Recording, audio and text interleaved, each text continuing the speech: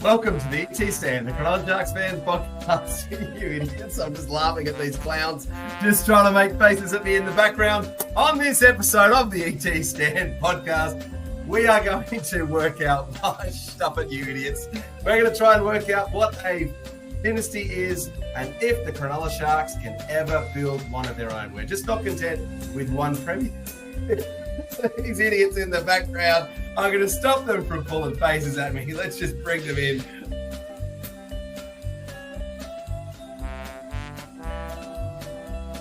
That is Boldo's Tears. Chris Kelly, who would you move? Where do we start? I'm glad Boldo didn't grow up in Egypt times because that's a terrible looking pyramid. It would have fallen over and collapsed by now.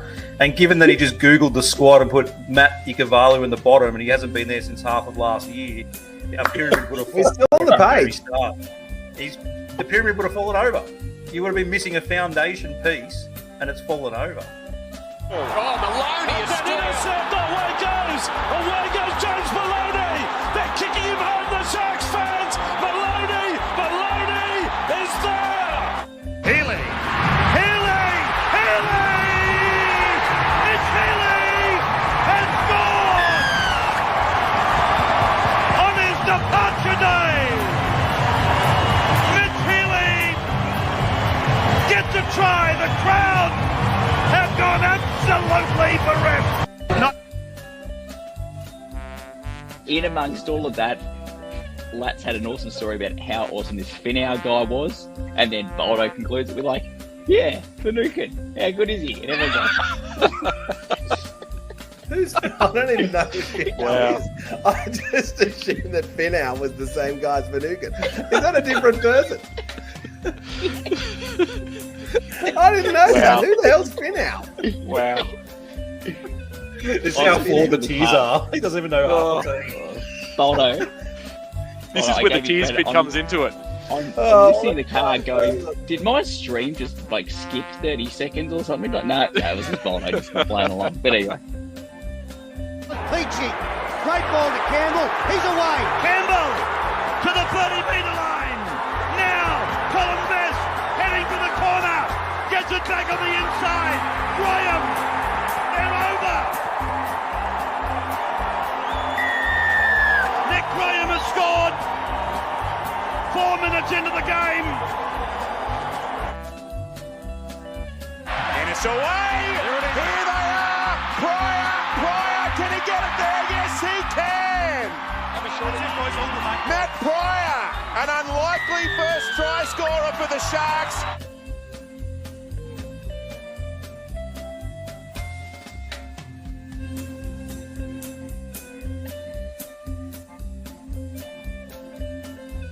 Interesting enough that the North Bears are getting that desperate. They're talking about having a Pacific Bears team so they can sort of engulf those Pacific nations and sort of get that ball rolling where they think they can sort of, take on the Cook Islands and the Samoans and the Tongas and sort of make it their team. So PNG's to go for me. I'm pretty convinced after that. All right, Franco, what do you got?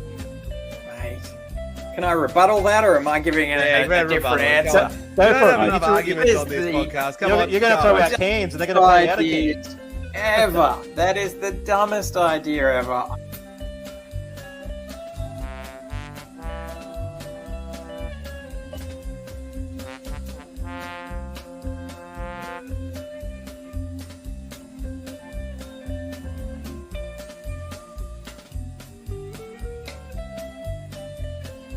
Townsend now calling the shots with Johnson off. They will go. Gallen, field goal. Paul Gallen field goal. That is amazing. That is ridiculous.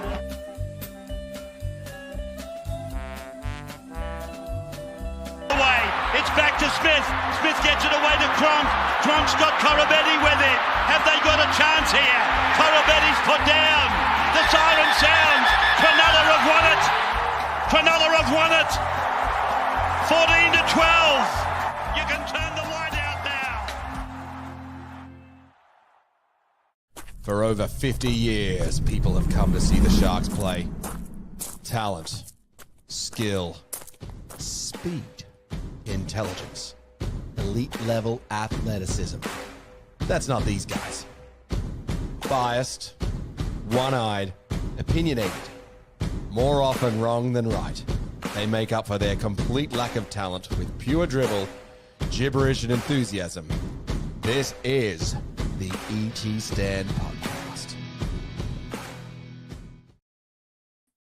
Welcome to the ET Stand Podcast, the Cronulla Sharks fans podcast that lets its talking do the football. We are live on a Tuesday night like we always are.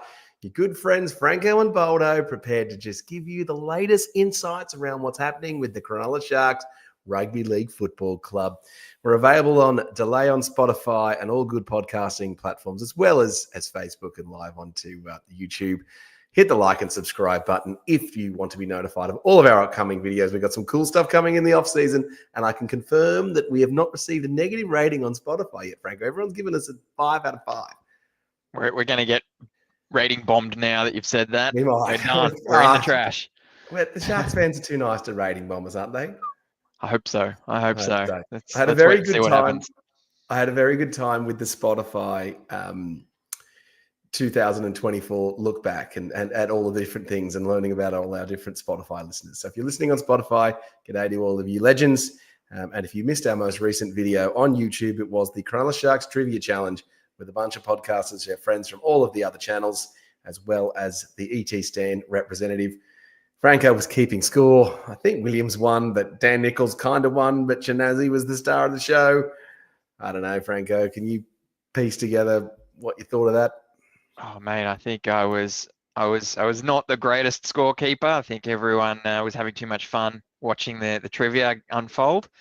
Yeah, I think with the little bit of trading of points there at the end, I think there was a little bit of shenanigans going on, but ultimately I think the good graces of the other hosts gave Williams the win. So we'll take that. They might not be so kind next time.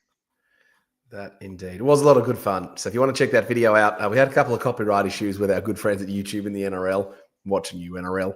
So, and if you've got any ideas for future shows that we should do as well, I do get them in. Our friend of the show and regular watcher, Stuart Campbell's just come in and said, I'll email you guys about a stadium chat.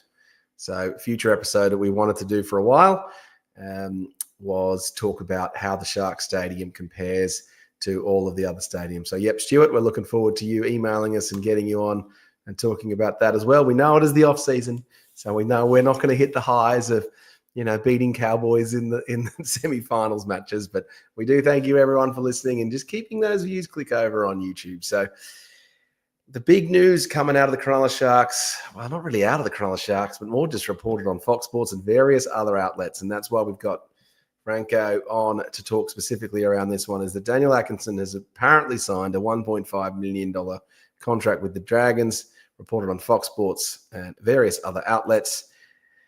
It's reportedly $500,000 a year. Blew us out of the water. And look, it's tough for Atkinson trying to get playing time behind the likes of Nico and Trindle as the preferred halves, and then some other pretty handy players floating around as well. Franco, how are you feeling about the departure of Dan the Man?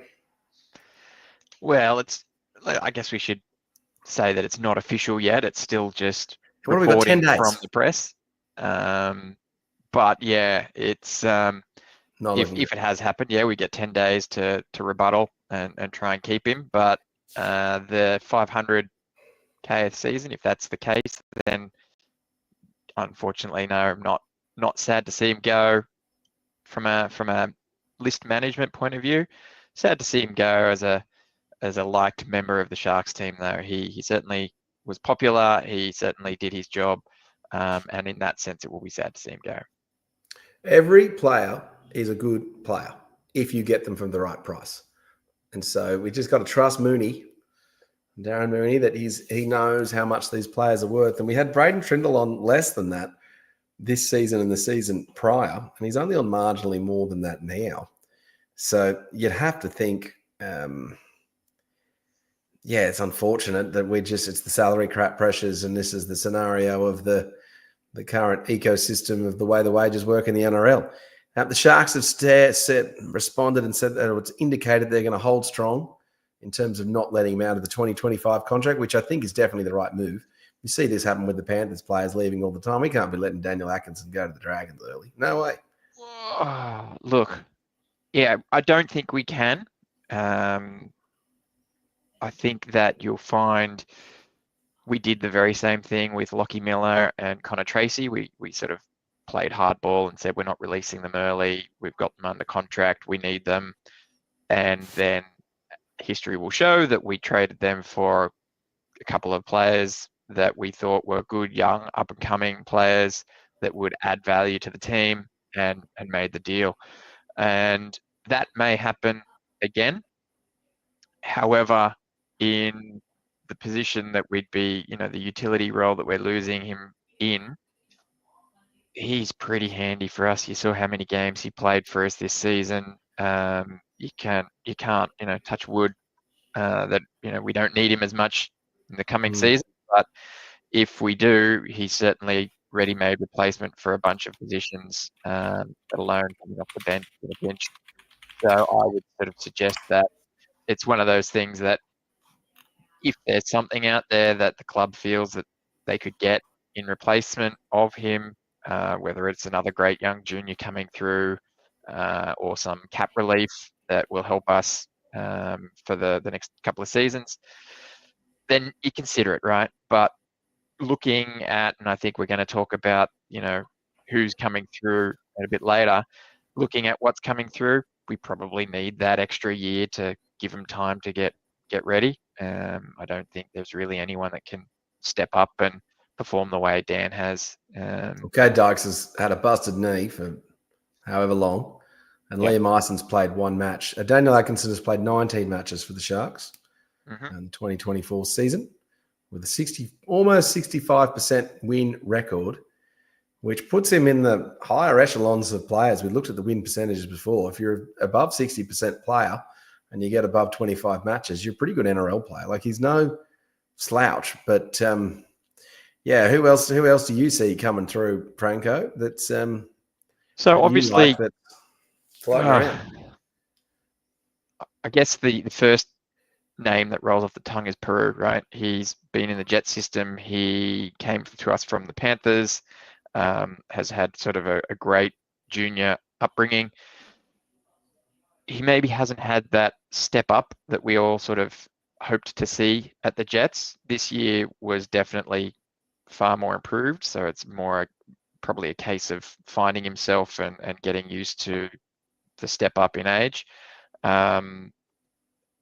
Whether or not he can make that step up again to, fill in or bench utility is to be seen. We've sort of seen him in the preseason trials.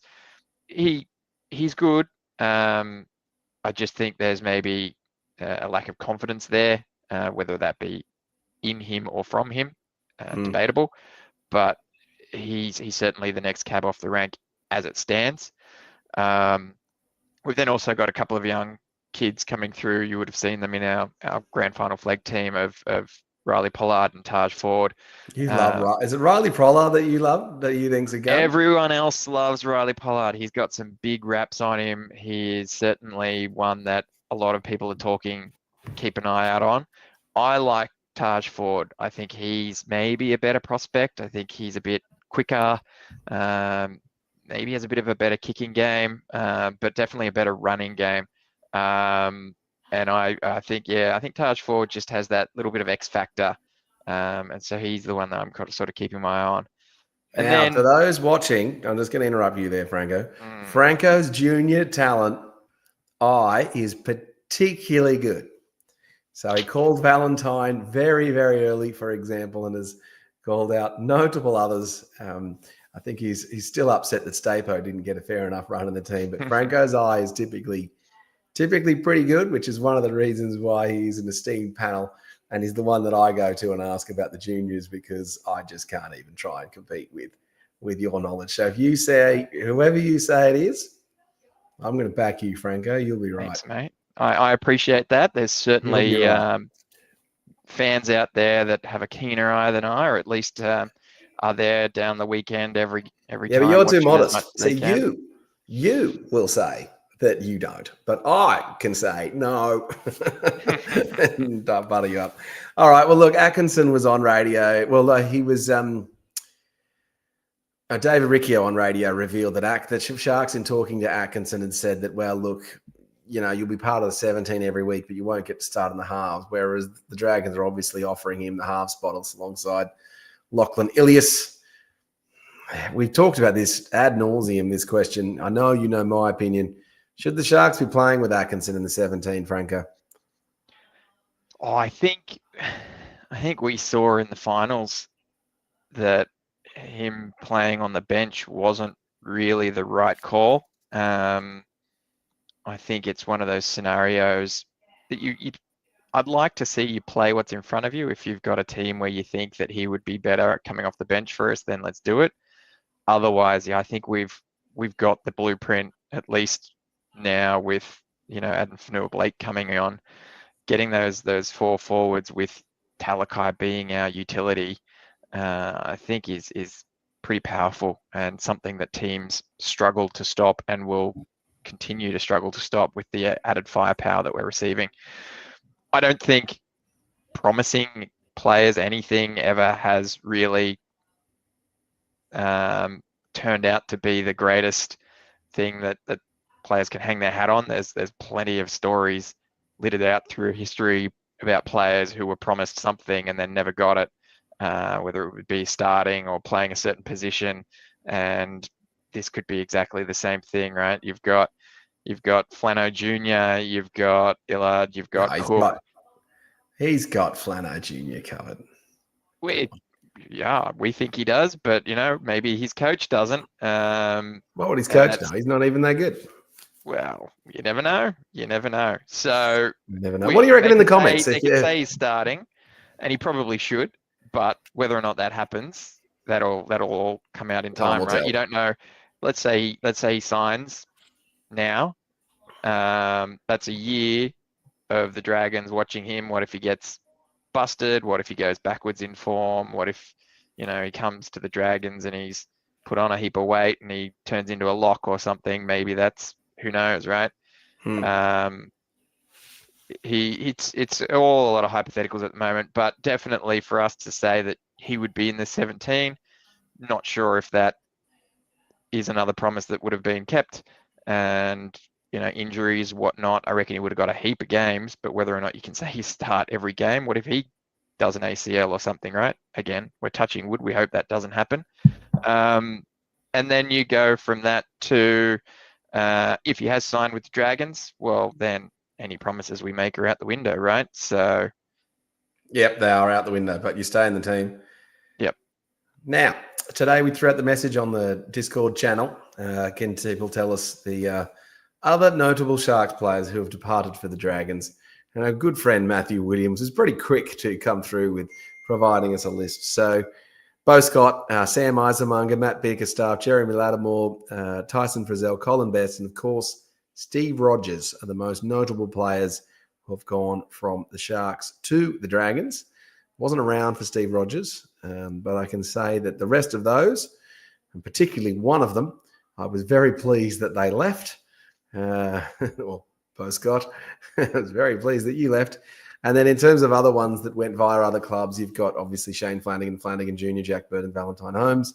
And then we actually tend to do better out of the players that come back the other way, with Lance Thompson, Trent Barrett, Jack Bird, ironically enough, the other way as well. I think we tend to do a little bit better.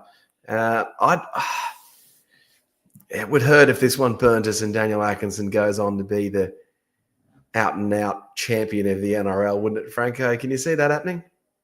Oh, it's always going to hurt, and you always have that concern. I'm not so sure that I'd be worried about that, because it's not a case of keeping him and he would be that superstar for us, right? He would always be, at least for the foreseeable future, a bench utility, right? He's not going to be that permanent playmaker. We've got Trindle and Hines locked in. So to say that we would bear those same fruits is not correct, right? So if he gets that chance there and he blossoms, that's great for him. That's great for the Dragons, but we probably would never have seen it. I can't picture a scenario where, someone gets injured, either Nico or Trindle, and he tears it up for 3 or 4 games, and then the coach says, all right, you're keeping your spot in the halves and we're dropping one of the other 2. It's just not going to happen, really, is it? So I'd say it wouldn't be a problem. But I think that I think he's going to be good. We know he's going to be good, and it's going to sting. But you know what? We've seen other players go to other clubs and perform really well, but you can't keep them all.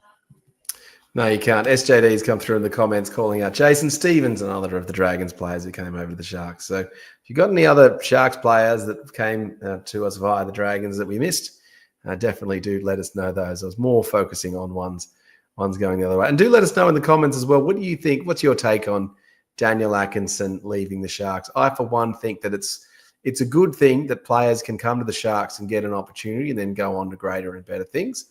And so I don't think it's a shame indeed that, Daniel Atkinson came to play for us. He played 19 games, which is more than he would have expected. And now he goes on to a $500,000 contract. If a whole bunch of players go and have the year for us that Daniel Atkinson did and have a contribution to us, then that'll be great. Here's Josh Morris. Liam Falloon has also come through and telling us, Josh Morris is another one that came from the Dragons to us. He went via Canterbury, though, didn't he? Yeah. He went via Canterbury. All right, other news. The train and trial list is out, Franco, with Kyle Pickering, Christian Dixon, Blake Hosking, who played the most matches for the Jets last year, Dan Nichols, Brad Fernley, Lachlan Crouch, Riley Pollard, Taj Ford, Sam McCulloch, and Alex Challoner are all in the train and trial list with the Sharks. Franco, what do you make of that news?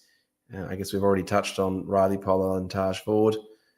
Any standouts for you there? In that piece so this is an interesting one, and I need to try and get my head wrapped around it a little bit better, especially since you've given me a wrap.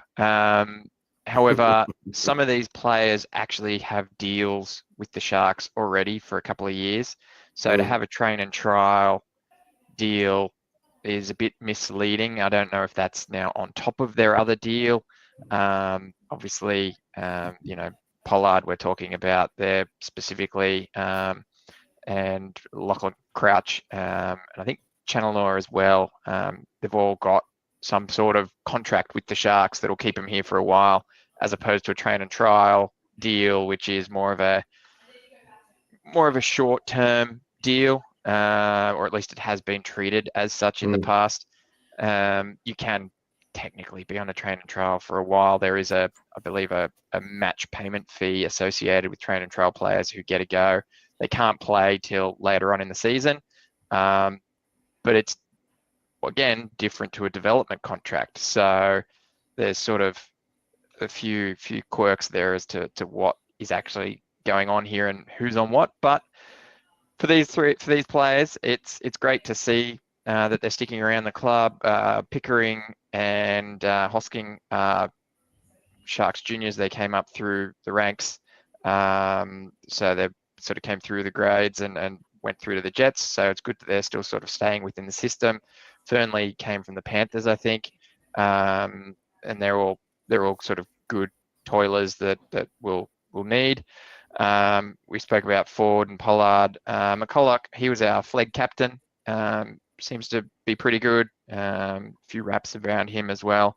And then Dixon, Crouch, and Chandler, they all seems pretty solid. They're all part of that same Jersey Flag Grand Final team. So they're all good players, all good promising futures. You never really know who's going to step up or fade away, but certainly you pick out your best crop and put them against the top 30 squad and see how they go, and that gets you a bit of better information. I suppose just digging backwards a little bit to sort of see who had train and trial deals in the past, and may or may not have stepped up for us. Last season we had Tom Rodwell, Riley Pollard was in that group again, and Sam Healy. We've lost Sam Healy to the Warriors, and I believe we've lost Tom Rodwell as well. I need to double check that. In 2023, we had Ueli's brother Caleb in the train and trial, who then picked up a development contract, I think he got, and Tom Rodwell again. 2022, we had Stone Street in our train and trial. So again, I think he was another one of those ones where he was always sort of on the books, but we gave him a train and trial deal so that he could get a bit more of a run without impacting the cap too much. In 2021, Tommy Hazelton got his train and trial deal. And then the big one, 2020, and I stopped here, but 2020, we had Royce Hunt and Sifa Talakai come in on train and trial deals. They didn't really have much going for them. I remember that. Their previous clubs didn't want them. Brought them in, gave them a train and trial deal. They tore it up, and we gave them a contract. And the rest is history. They've been with us pretty much ever since. And now Royce Hunt moving off to the Tigers with a nice, healthy contract. So all good. So good things can come out of these. Yeah, Royce Hunt never to win another NRL game with the West Tigers. Nah, I'm sure that. Nah, the West Tigers are going to be. The West Tigers are doing better next season. Liam Fallon's also come through and advising us with Matt Pryor and Josh Dugan, who are we definitely did better out of the players going from the Dragons to the Sharks, didn't we? You could argue maybe some of those weren't. So Matt Pryor certainly was a pretty handy player. Now, there's also talk around the Sharks at the moment about young prospect Xavier Peacock, who has claimed an upset win on the opening day of the All Schools Athletic Championships with a smashing his personal best and running a time of 11.31 seconds in 100 meters. Now, you'd run that fast, wouldn't you, Franco? Oh, in my prime. Definitely not now. Just a couple of steps. Other stuff that's going on with the Sharks. Look, Liam Eisen has re-signed until the end of 2027, which is just going to build that pressure on our man, Will Kennedy, Franco. Yeah, I mean, it is. It's a different sort of prospect, I guess. He's still doing well. He's still improving year on year. Eisen's pretty young. He could still, I think, play flag this coming season. He's certainly playing upper grade. Might get a bit of second year syndrome in the Jets. It's certainly possible. But also we've got Dykes coming back from injury. Hopefully it all goes well and he can play a full season. But certainly it has a lot to prove, given that he's basically sat out for 2 seasons now. He's got a lot to prove. Yeah, and unlike our halfbacks with Atco going, we didn't mention a whole bunch of juniors that we've sort of stockpiled. We don't really have a lot going on in the fullback department outside of the 2 we've just spoken. I think we've got, is it Oliver Lester or something? My memory's fading a bit there, but there's not much really in that department. So, it's going to be interesting. It'd be a brave decision to sort of let Kennedy go in replace of one of those 2, a pretty green junior and someone who's fairly injury prone. So I don't think I've seen enough from either of those 2 yet to let Kennedy go. But as the captain of the Pressure Is On Kennedy team, watch this space. Fingers crossed. I don't know. We'll see. We want to see all the Sharks players do well, don't we? I'd like to say that he maybe performs well under pressure. There was that moment where he had the preseason shootout between him, Connor, and Metcalf, and by all reports, it was not Kennedy who was getting the gig until fairly close to the trials, and then he just fooled everyone, and he was by far the best. So maybe this pressure would bring out the best in him again and bring him further along. Maybe it will. Other than that, Sharks fans have been buoyed by the pictures of Aiden Fanua-Blake in a Sharks jersey. It's always tough to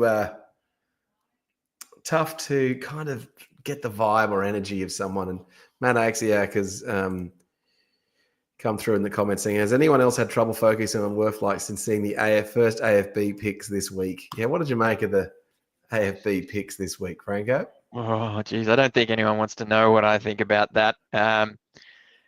I'll preface it by saying, you know what? I'm super excited that he's coming to the club, but those pictures didn't really do it for me. They just looked like they were paint by numbers. You know, he was sort of, yep, all right, I'm in this kit, here's a photo. I'm in this kit, here's a photo. I know it's a static image and it's hard to convey emotion or excitement, but it really just looked like it was going through the motions. But so to compare it, Franco, I've seen other sporting outfits when they've signed players bring them out at night time. And I remember there was one with Nottingham Forest, a guy called Ibrahim Sangare, and they had a full light show with like the stadium on and dark white, like stuff going on. And he walked out and you're like, whoa, these guys are like making a serious deal of just this guy just walking out onto the stand. And I get, that's how I can understand your underwhelming nature of it. But maybe for Noah Blake, well, he's going to let his talking. He's not going to let his talking do the football. He's going to let his football do the talking. Yeah, look, like there's no denying that he is going to bring a lot of excitement and absolutely will prove what he's worth on the field. For all we know, he was just itching to get in with the boys and have a chat and get amongst it. And well, it means he's now down in training and he's reported to the Cronulla Sharks for duty. Yeah, so you know what? Better seeing him in a Sharks jersey than any other jersey. So yes, I'm happy to see the photos. It just didn't hit me the same way I thought it would. Well, maybe you just blitz with too much Sharks content. He is certainly going to change the makeup of the team. How many minutes does Aiden Fanua-Blake play will no doubt be a discussion that we'll have in the preseason as we lead towards the start of the season. And other than that, the other big news coming out of the Sharks, Franco, and I know that this would have been big on your radar, is they've redone the grass. So a whole major redoing of the grass, and they've ripped up a whole bunch of the synthetic stuff. Now, Sharkies, you've missed a chance here. You should have done that SJB mowing or whatever it is, that mowing guy on YouTube. If you haven't seen this guy on YouTube, they could have done a whole video on like the Sharks thing. They just had a couple of photos. So Sharks, new grass. I always thought the Shark Park grass was pretty good. It was nice when we walked across it. It's always very good, and they're always very particular about it. That particular grass they've got there, they do look after it. It's been there for a very long time, and I believe that's more what it was, a restoration. It wasn't returfing or anything like that. Yeah, it was a returf. So they're very, very cautious and special about their grass. And you know what? When you touch it, it's nice. It's really good. I think you can sleep on that. Yeah, I think it was, what was it? The they had the concert, the festival there back in 2012, 2008, 2009. Oh, please. You were there. You're probably half running the thing with the Hoodoo Gurus were there. And was that a Damien Irvine initiative? It was a Damien Irvine and initiative. It would have been after 2008. Yeah. So, yeah. In 2009 and just laying out there on the field watching the band, it was awesome. It was just like, this is good. I don't need a rug. I don't need anything. Yeah, good stuff. All right. Anything else from you, Franco, Sharks-wise? Oh, mate, not really. I think you touched on the photos of AFB. They've also released a bunch of photos of the guys training. The main squad returning to training as well. That was kind of exciting. That got me a bit better than the AFB pics. Always love a good action shot. So we're back for a little bit. They'll do a bit and then they'll go back on hiatus for a few weeks over Christmas and New Year's, and then come back ready to rip and tear, just like we will. Correct. Just like we will. I think we should do one. We'll do one more episode next week at Christmas wrap up, and then we'll have a break for a few weeks before we look to come back around Australia Day, I reckon, Franco. Sounds good to me.